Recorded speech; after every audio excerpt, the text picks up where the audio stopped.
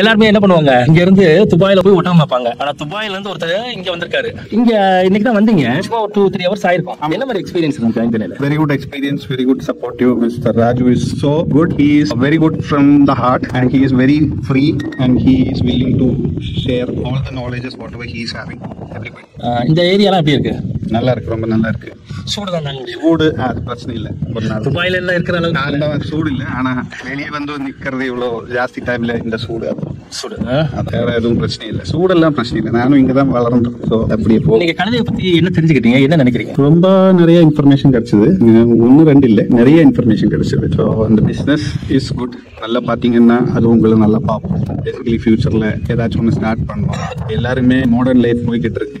நம்ம பழசுல நிக்கிறது தான் நல்லதுன்னு நினைக்கிறோம். மாடர்ன் லைஃப் எவ்வளவு சீக்கிரமா போதோ அந்த மாதிரி லைஃபும் சீக்கிரமா போயிடும். இங்க வந்துருச்சுன்னா உங்களோட மனசுக்கு காம்னஸ், லாங் லைஃப் கண்டிப்பா கிடைக்கும்.